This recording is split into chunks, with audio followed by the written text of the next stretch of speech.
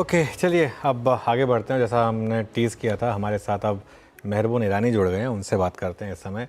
मेहरबून जी, good afternoon. क्या लग रहा है मार्केट का इस समय देखकर व्यू? क्योंकि मार्केट में चाहे ग्लोबल हो या लोकल, करेक्शन कोई टिकती है नहीं और सबसे पहले मिड कैप में वापस बाइंग आ जाती है। क्या व्यू बन रहा है इस समय आपका? मनोज, मैं कहूँगा कि overall Nifty should scale higher levels despite the fact कि ओवरऑल प्रॉफिट ग्रोथ थोड़ा सा लेकलस्टर है. Market breadth may remain challenging because we could have a long period of times where declines may outnumber advances. और echo आ रहा है यार. आज personally मुझे लग रहा है कि Indian markets are fairly valued. और आज अगर कोई 5 करोड़ या 10 करोड़ का चेक देके बोले कि मुझे एक पोर्टफोलियो बना के तो लॉन्गर टर्म के लिए लेके भूल जाना है, मुझे मार्केट देखना नहीं, ये काफ़ी चैलेंजिंग है. और अगर आप पिछले 2 महीने का मार्केट भी देखो तो I think IT stocks, FMCG stocks, pharma stocks है परफॉर्म्ड. साइडलाइन का मार्केट खास करके PSU बास्केट देखिए, डिफेंस देखिए, रेलवेज देखिए, दे हैव गिवन वे. आप मुझे बताइए अनुज जी कि आज मार्केट ऑल टाइम हाई पर है, but nearly 25-30% of the market is more than 15% below its all time high. मेरा मानना है कि Nifty will scale higher 25,500 to 26,000, 26,500. मुझे पता नहीं है, पैसे मार्केट में बहुत है. फंडामेंटल्स थोड़ा पीछे से I think it's lagging far behind the valuations. इसका मतलब नहीं है कि there is complete froth in the market, but there is certainly froth in many sectors. अभी ये टाइम आ गया है इन्वेस्टर्स को समझना कि लास्ट 2 साल इजी था. मुझे रोज ऑफिस जाता था, रोज घर पे बैठता था, लोग कहते थे ये खरीदो वो खरीदो, स्टॉक बढ़ते थे. But now the time has come where you have to be very very very selective. थोड़ा सा प्रॉफिट निकालना चाहिए, specially in stocks in sectors which है एक्सट्रीमली ओवर वैल्यूड. हम लोग ने डिफेंस में देखा, सबको डिफेंस पसंद था, पब्लिक जानती थी नहीं क्या वैल्यूएशन पे लोग ले रहे थे, बट उधर ऊपर से 30-40% स्टॉक्स नीचे आ गए हैं. So this could spread to other sectors also where earnings growth is not coming. तो my view is कि जहाँ पे sectors पे people have forgotten those sectors, जैसे कि IT था, फार्मा था, काफ़ी टाइम से lag behind था, suddenly they have gone up. Now that can possibly happen to stocks in other sectors. और मेरा personal favorites रहेगा fisheries, agrochemicals, general chemicals भी रहेगा, थोड़ा सा aviation, I have remain positive on it, hotel sector, to some extent realty sector. So I would say ये सारे sectors के स्टॉक्स है जहाँ पे अभी भी मुझे काफ़ी वैल्यू दिखता है. Some of them, specially some of the chemical stocks which I understand quite well, are at the end of this negative cycle and they are turning up, और वहाँ पे पैसे अच्छे बन सकते हैं. तो learn to control your greed. Understand कीजिए कि मार्केट्स काफ़ी चैलेंजिंग है. Nifty will show you it's making a new high, but your portfolio, it is possible, may not do too many things, at least for the next few months. और ये पिछले 2 महीने में होता आया. If you are underweight on IT, pharma and FMCG, I promise you your returns are negative in the last 1-2 months. While the newspaper headlines, CNBC Awaaz headlines are saying market has made a new high. So market breadth will remain challenging. According to me, declines will continue to outperform advances. लेकिन the Nifty will make a new high. So this is the time possible to look at your portfolio and say बहुत हो गया यार, easy पैसा बहुत हो गया, अभी टाइम चैलेंजिंग है. I want to remain in the market, but थोड़ा सा मुझे सेक्टर रोटेट करके I want to go in for stocks in sectors where the cycle is possibly starting right now. Interesting. अब तो इको नहीं आ रहा ना मेहरबून सर? नहीं अभी नहीं यार, सॉरी, वेरी सॉरी. ना कोई इशू नहीं, वो आता है तो इरिटेशन होता है, एक्चुअली होता है. अच्छा, आपने कहा कुछ सिलेक्टिव पॉकेट जहाँ वैल्यूएशन स्ट्रेच्ड हैं, थोड़ा सा फ्रॉथ दिख रहा है, और मैं आपको बेहतर है मुनाफा बांध लेना चाहिए. तो ये जो प्रॉफिट बुक कर रहे हैं, इस कैश को आप रीडिप्लॉय कर रहे हो इन स्पेसिफिक पॉकेट्स में, या थोड़ा सा कैश, वो कहते हैं ना ड्राई पाउडर, लेके चल रहे हो आप लोग कर रहे हो? देखिए, मैं तो कहूँगा कि जो फ्रॉड जहाँ दिखती थी मुझे, and I think I went wrong for quite some time. People went on telling me कि आप तो थोड़े से नेगेटिव हो. सर मैं नेगेटिव सेक्टर्स पे नहीं हूँ, मैं नेगेटिव वैल्यूएशंस पे, उसमें डिफेंस था, उसमें काफ़ी सारे PSU स्टॉक्स थे, उसमें रेलवे सेक्टर था। मुझे याद है, आशीष जी आपको याद होगा, अनुज जी को याद होगा कि पिछले 2-3 साल में I have been very positive on this sectors, पर कहीं पर नाका आ जाता है। नाके का मतलब है कि अभी और नहीं बढ़ सकूंगा, मैं जाना है तो मैं नीचे जाऊंगा, and that actually has happened. तो वहाँ से हम लोग ने थोड़े से पैसे निकाल के personally also I have put into sectors where the cycle is turning. Example textiles, example fisheries, example chemical stocks. यहाँ पे मुझे लगता है कि काफ़ी सारे स्टॉक्स में इन दिस सेक्टर्स जो डाउनसाइड था, आई थिंक उसमें नाका आ गया and the stocks have to move up. So when you buy, when the cycle is ending and turning up, I think the maximum money can be made. Possibly the next sector आगे चल के can also be a paper sector where nobody is talking about it today. So time आ गया है कि possibly fraud जहाँ पे है बहुत हो गया, अच्छा पैसा मिला, मुझे निकलने दो and start deploying in sectors and stocks where I personally believe the upside is too much as compared to the downside, because these sectors have remained ignored for quite some time, like textiles. Nobody is talking about it. Chemicals, nobody is talking about it. Specialty chemicals कोई ज़्यादा बात नहीं कर रहा है. Agrochemicals, most hated sector था.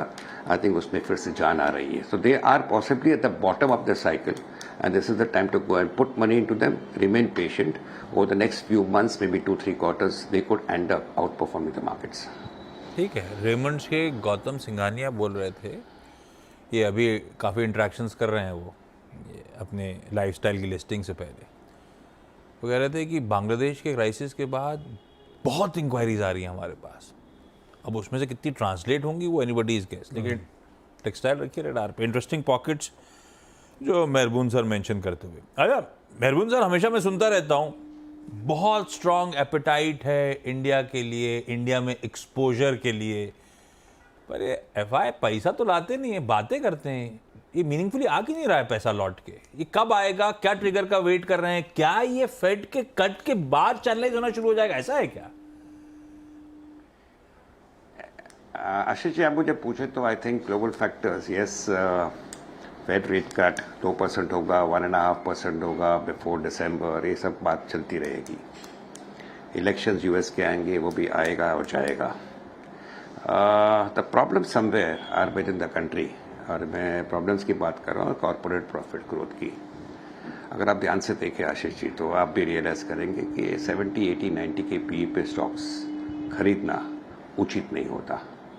तो large part of the market now looks very expensive. आप उसको थोड़ा सा फ्रॉड भी कह सकते हो। सो फार्मा सेक्टर के stocks for example, they are showing a great momentum. But अगर ध्यान से आप देखेंगे तो शायद 3 या 4 स्टॉक निकलेंगे जहाँ पे P ratio is less than 30, बाकी के सारे स्टॉक्स के पी 35, 40, 45 है। I don't think I have seen this kind of valuations for long. और रही बात एफआईएस की, I think FIs are under invested in India. It's a big positive for Indian markets, because उनको बिकवाली जो आनी थी काफ़ी सारी आ चुकी है। रही बात म्यूचुअल फंड्स की, लिक्विडिटी सब लोग बोल रहे हैं, I don't want to stress on that all over again. I think quite a few of the top 5 or 6 mutual funds are setting on more than 10 to 12% cash. Mutual funds 12-13% equity control कर रही है India की total market cap. So for that very reason मुझे नहीं लगता कि Indian markets are going to tank और come off. 6-7-8% correction, mid cap small caps 15 से 20% करेक्शन, बस दैट्स इट। और यहाँ भी अगर आप एक फैक्टर देखो तो काफ़ी सारे स्टॉक्स, जैसे मैंने पहले भी कहा, nearly 20% of the market is already down more than 15-20% from their highs. तो जो करेक्शन आना था, काफ़ी सारा करेक्शन आ चुका है जो आपको निफ्टी में दिखता नहीं है। So this is the big challenge which fund managers are going to face, even investors are going to face। कि निफ्टी बढ़ते जा रहा है लेकिन मेरा पोर्टफोलियो अभी बढ़ना डिफिकल्ट हो रहा है। So this is going to be a challenge, and buying individual stocks पिछले 4 साल में इतना इंपॉर्टेंट नहीं था जितना अभी हो गया कि you to really know what you are buying in this market. आप क्या बाय कर रहे हैं मेहरबून फिर इस समय इस मार्केट में? कहाँ पर बाइंग के मौके हैं अभी भी? जैसे मैंने कहा, I think I am looking at textile stocks, I am looking at agro chemicals where I am turning very bullish, because जो इन्वेंटरी का प्रॉब्लम था, प्राइसिंग का प्रॉब्लम था, डिमांड का प्रॉब्लम था, I think that is coming to an end. For example in agro chemicals a company like Sharda crop, Excel Industries, they virtually stand out. हाँ, थोड़े से prices have gone up in the recent past, but they have a long way to go. Fisheries मुझे अच्छा लगता है, apart from the concessions provided in the Union Budget, this is the sector which nobody spoke about. Chemicals alike, specialty chemicals alike. So there are sectors, Anuj, which I personally believe that forgotten sectors where the cycle is turning in the favor of the industries concerned. So I think that is the place to be in, because that when it turns gives a maximum return. जैसे अभी recently चीनी sector देखिए आप, कितना अच्छा return दे दिया. People said it's a trading move, but some positive developments happened. So you have to wait for the positives to happen. थोड़ा सा सिल्वर लाइनिंग दिख रहा है सारे सेक्टर्स में, which I mentioned right now. People had forgotten about them, and I think the cycle is turning. उदाहरण chemical sector की बात करूँ तो थैलिक एनाड्राइड जो कंपनीज बनाती है, IG पेट्रो है और थिरुमलाई केमिकल्स है. I know for sure both have increased their capacities. The prices are improving. The demand is picking up. Stocks were at the bottom. The only place for the stocks to go is going up. You have to be patient for things to happen, and when it happens, the returns could be much better than the overall market performance. Okay तो ये इस समय कुछ sectors जहाँ पर आपका view बना. अच्छा, एशियन पेंट्स, मेहरबून, इस पर कोई व्यू है क्या? क्या जो इतनी बड़ी अंडर परफॉर्मेंस रही, क्या फाइनली खत्म हो रही है यहाँ पर? मुझे नहीं लगता Anuj. I would say that putting Asian Paints as a company, जैसे मैं हमेशा कहते हैं, my son is working in that, I am a proud father. But पैसे बनाने का I don't think there is too much of an opportunity over there. Yes, from a trading angle it can be provide a little bit of upside, mainly because oil is down. But अगर oil down है, आपको कुछ लेना है तो आप Indigo लीजिए. Asian Paints and Pidilite Industries will do better, their margins will improve, but at the end of it all, they are not cheap stocks in terms of valuation. और रही बात पेंट इंडस्ट्री की, I personally believe there's a lot of competition coming in this particular sector from a company like Grasim or from the Jindal Group. So while demand will pick up, Asian Paints will remain the main player in the paint sector. But so what? In terms of making money, will I make money? I don't. It's going to be a good, decent compounder, but there are better opportunities available in this market, if you ask me. ये level पर Asian Paint, despite its underperformance, at most could be a little bit of a trading buy, but I would not buy it. I would not put incremental money in it. कि long term के angle से Asian Paint जैसा stock है, लेकिन I think there are better opportunities in the market. Okay Mehraboon sir, thank you so much जुड़ने के लिए. तो आपको जहां पे थोड़े से स्ट्रेच वैल्यूएशन, जहां पे बहुत एक्सेसिव हो चुके हैं, वहां से मुनाफा बांध लेना बेहतर है. और उस पैसे को चाहें तो आप इन पॉकेट में एनालाइज करें. कोई फिशरीज, केमिकल्स, होटल्स, टेक्सटाइल्स, ये मेहरबून ईरानी साहब की प्रिफर्ड पॉकेट्स हैं. खैर, आप जरा सा मार्केट्स पे लौटिए, और क्या गजब की इंटरडे रिकवरी और क्या रेजिलियंस है. हमारे एशियन पीयर्स दबाव में, निक्केई उठाइएगा 3-4% दबाव में है. बाकी हैंगसेंग वगैरह सब 1-1.5%, 2% कमज़ोर बंद हुए, और हम देखिए किस तरह की रिकवरी प्ले आउट करते हुए. अभी 20 मिनट का सेशन बचा है, हम महज 80 पॉइंट दबाव में. इंट्राडे रिकवरी आपकी स्क्रीन पे 100-125 अंक निफ्टी रिकवर करता हुआ, गजब का. तो अब जरा सा